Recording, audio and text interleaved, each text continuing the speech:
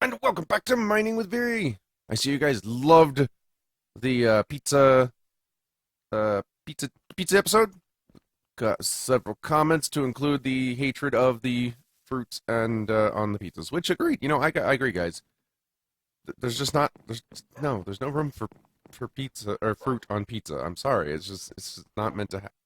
Hey, buddy, can you not be in the wall? Thank you. Okay, so today's video is going to be on the subject of role-playing characters, games, etc. And it's brought to you by Sayu Lily Productions. If you haven't subscribed to her already, please, guys, go subscribe to her. She makes amazing videos. And it's definitely has nothing to do with the fact that she's my girl. But you guys all love her anyway, my god. God, you guys are so mean to me. Oh look, hey, it's raining. Yay. Her comment is, "You like meat on your pizza? You monster." It's okay. I'll forgive you. Pineapple, mushrooms, and spinach, due to their high water content, infect or enhance a pizza. Most people like Hawaiian pizza because it's a balance between sweet and savory. Topic for next time, I want to know about this new role-playing tradition you created of playing World of Darkness every Friday night. Also, what was your favorite character in role-playing past, and why? Could you choose just one? Favorite system? Favorite GM tactic? Least favorite dice to step on? P.S. Your farm needs a scarecrow. Those scary chickens are looking to invade. Are they? Scary chickens. I know you're out there. Frickin' chickens. Okay. So, oops, I didn't mean to do that. So, to start with that one, what made me want to do the tradition? Okay. As a gamer, and, I like to consider myself as a gamer. It's... There's nothing more thrilling than playing a game session where it's you versus basically another player. It's not, you can't cheat code in, you can't, sit there and take into account. Okay, seriously? There we go. That works. There is no compensating for that. You literally are going one mind against another. So it's a great world. It's a great concept. And, so I have always loved role-playing games. I have been role-playing for God knows how long. To spark my theory, and I don't have the year off the top of my head, but if you guys wanted to wiki it and find out, to give you a concept idea of how long, I have been role-playing, Final Fantasy, the original Final Fantasy for the Nintendo Entertainment System, was realistically the first RPG that I started playing. It was amazing. I had never played a game like it, and it was like, oh my god. And then of course I learned about all these other things. So if you want to know an idea of when I started role playing, we'll just go back in time for that one. But oh look, I got iron. Yay. Let's put that in there. I need So when it goes to why I wanted to do that is when you start gaming and you experience a game world like, actual role-playing world, it's virtually impossible to not want to role-play. I mean, the desire is there, and it'll never be filled by video games. Unfortunately, video games will never reach that level of amazingness, and I feel sorry for the companies because honestly, hi.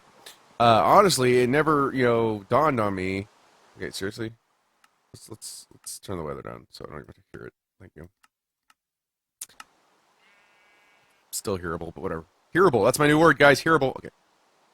What happens if I set it right there? Yes. There. Nope. No. Get that. You know me, guys. I get distracted all the time. But I have been wanting to roleplay for a long time, and living in Nevada has unfortunately there's not a lot of role players here. Not that I've found yet. Okay, give me time. I will find some role players. There's not a lot. Okay, and so it's one of those things of I love these things. These things are amazing. Oh shoot, that's not what I wanted to do. Here. I need blue dye. I don't have any blue dye.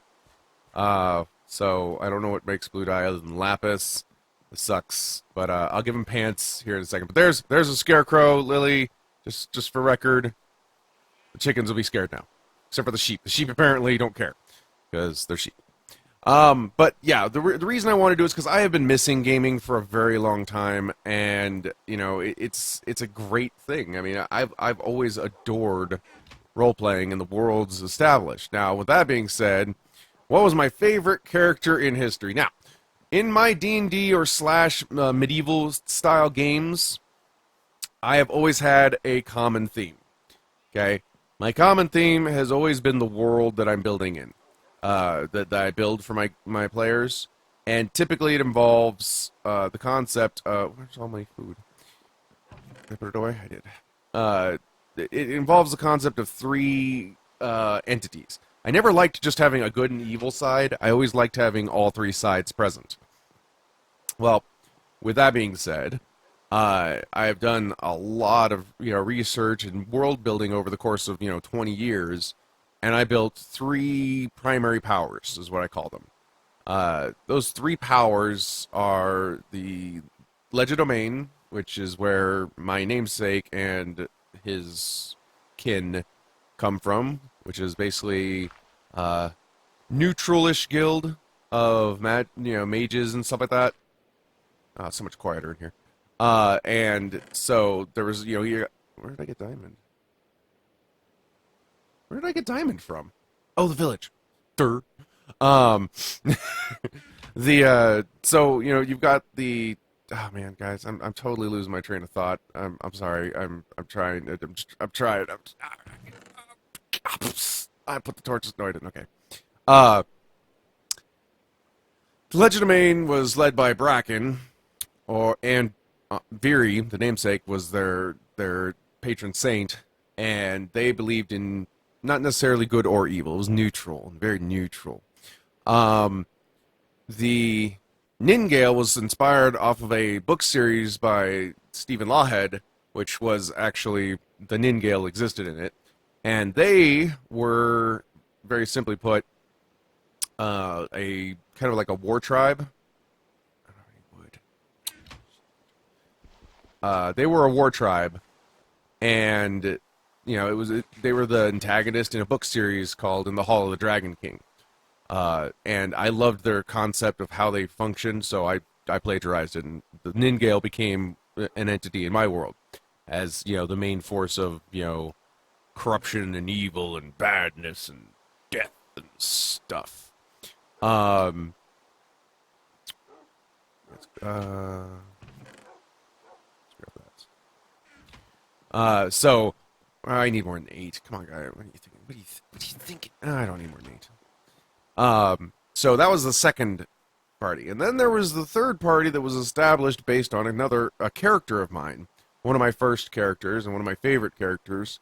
The establishment was known as the Paladins of Gallereth. Now, Gallereth was Gallereth was an amazing character. I loved that character. Oh, he was so great.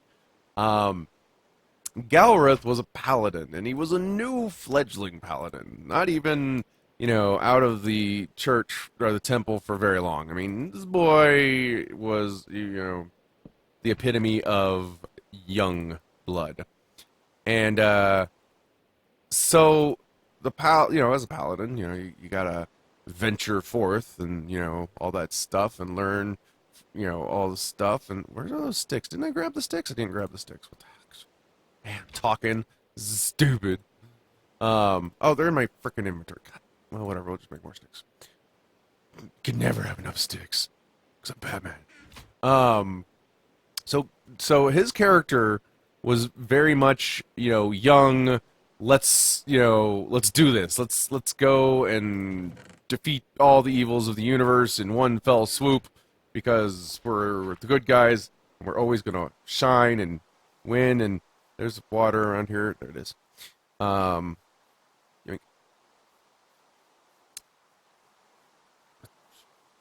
I'm a little scared that nothing has spawned yet. I'm a little worried. So he was very naive. If you want to go for a phrase of words, there he was extremely naive, and he was at a party with a priest of, oh, what was it? I need this.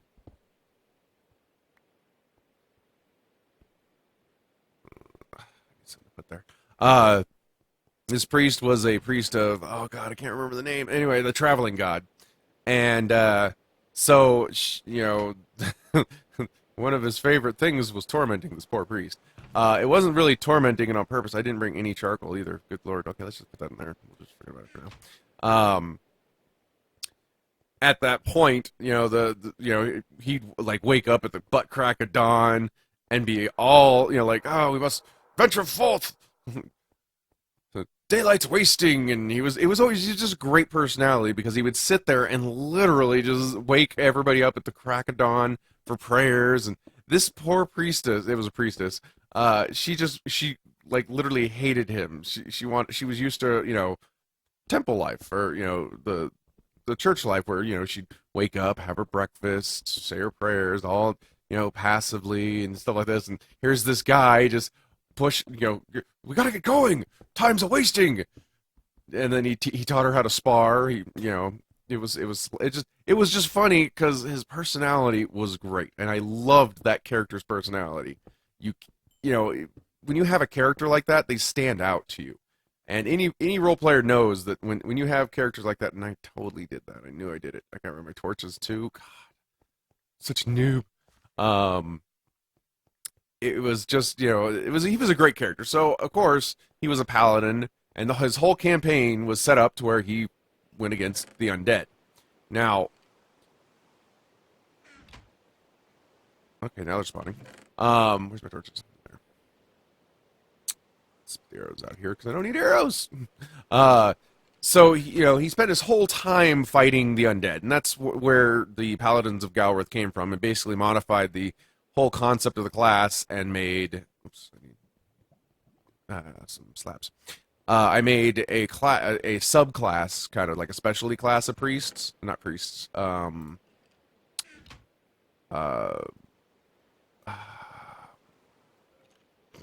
Can't even talk. Paladins. Thank you. I know what I'm doing. I got it. Called the Paladins of Galworth, which were more focused around the undead specifically. Not so much the evil in general. It was undead, because his whole concept of fight. This looks really cool down here. His whole concept of battle was against the undead.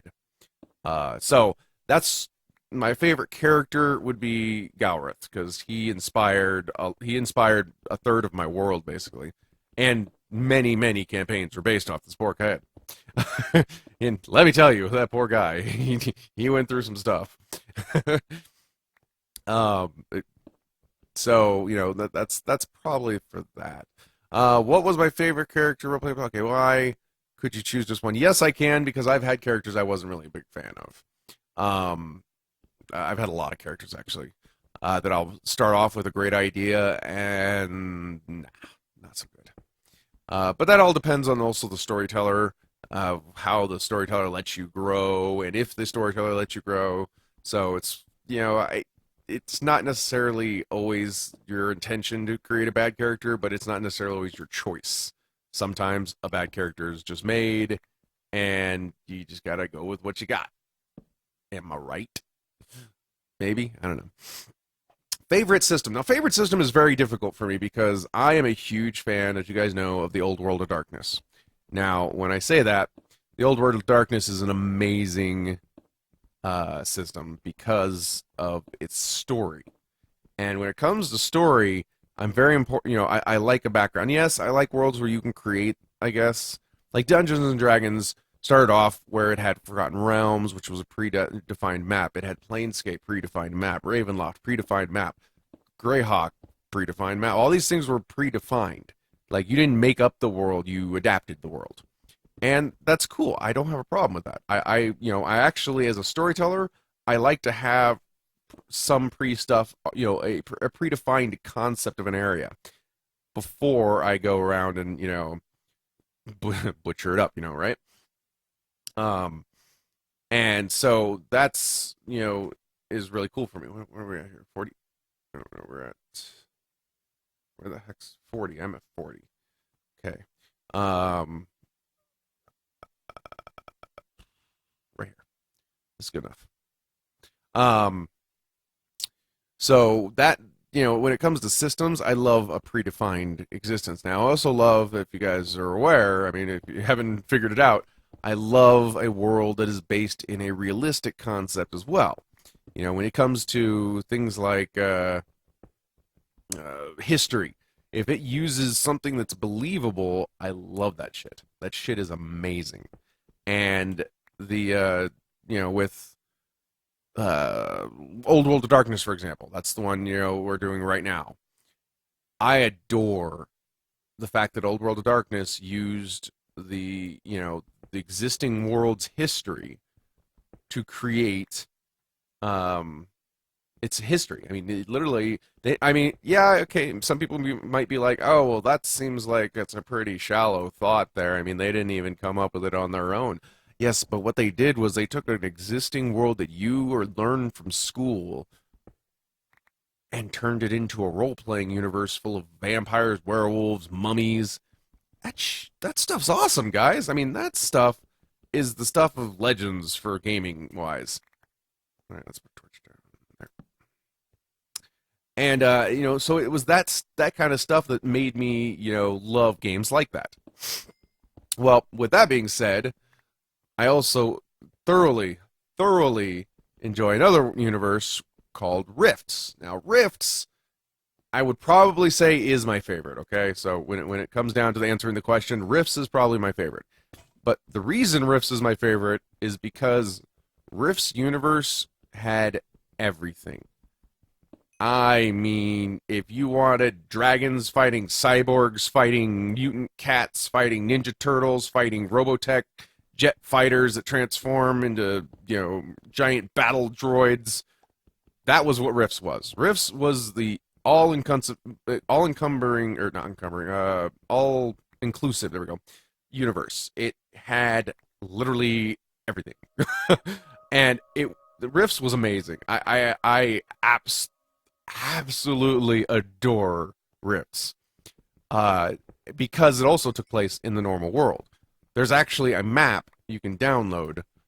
It's like a C something or whatever file that works with Google Maps or Google Earth, and you load it, and it literally will tell you the changes to the world because it takes place in modern Earth, or actually I think futuristic Earth. I'm not sure what time. I think it is still futuristic. But things didn't turn out the same way it did for us. It's kind of like the Fallout universe. So it's one of those things of you got this universe built already predefined for you, and now there's you can be anything in this universe. I mean, anything at all, and that's what I love. I love a universe that is so expansive that you could have environments like that. And I'm not even talking I'm talking Ninja Turtles that can take down giant mech robots, and they actually create their own system of balance. Superheroes, love superhero games. Mutants and Masterminds, one of the greatest systems ever to develop characters, because you didn't build. There was no I'm gonna cast Fireball. There was no Fireball. You created the Fireball. Whatever it is you wanted, what power you wanted to do, you used its system to create what it is. You wanted to create this D&D attack swings sword or hamstrings, slows movement by 3 squares. No, you create an ability that reduces their movement. I mean, you name it. You create each ability and make it as strong or as weak as you want based on how much you can afford to put into it. So you may have the most powerful hamstring in the universe, but you can't ever do any real damage with it. But you can stop them in their tracks, that kind of thing. Or maybe it does a lot of damage, but it's kind of, doesn't really slow them that much. It was a great system. So if you haven't ever learned those systems, I might run another one of those. But that's pretty much my favorite system. Favorite GM tactic? I'm not exactly sure what GM tactic means, because when I think of favorite GM tactic, all I can ever think about is what I refer to as humbling. There are times when you have players that believe that they are the cream of the crop, best of the best, supermen, and sometimes those characters need to be humbled. It's unfortunate, but sometimes it needs to happen. Um, and it is unfortunate, as I said, it is a tactic because it has to be. I really love the shader pack. I'm not exactly sure what shadow's behind me. It's a little creepy. Yeah. Yeah. So I'm not exactly sure what you mean by favorite DM tactic. I always love misdirection. Misdirection is my favorite thing to use in a D&D campaign because players, uh, very rarely do players actually uphold the concept of player knowledge versus character knowledge. A good player, you'll note, does, but like if a GM starts talking about a puddle in a room, the players will focus on that puddle because they believe that puddle has something to do with his story. I am a firm believer that I like players to learn and to search and to find these tricks and trades of themselves. So I like to throw in puddles that mean absolutely nothing and watch the players squirm as they try to figure out the trap that's built into this puddle that's sitting in a room that has nothing to do with anything. I know it's evil, but whatever, It's the kind of person I am, right? And a final statement is the least favorite dice to step on. Well, any would be my first statement. Any dice is my least favorite to step on. Because let's be honest, dice suck, okay? Of course, everybody's going to say the caltrop. Because the caltrop is kind of the pointiest, painfulest dice out there. However, comma pause. There are a lot of man, that shadowing screws me up. I thought that was a room. uh, the the D4 is a painful dice, but any dice is painful to step on. I mean, I have had Legos, guys. Legos are painful to step on. No dice will ever compete with the sharpness edge of a Lego. Right? Am I right? I'm right. But outside of that, guys, that's pretty much what I got today. I want to thank you all for watching and leaving those comments. Make sure you guys put it, if you want to have your topic talked about, put it in there. Let me know which one you want to hear, what you'd like to know about, the stuff and any other stuff and things, and I don't know. Thanks for watching, guys. We'll see you later. Bye.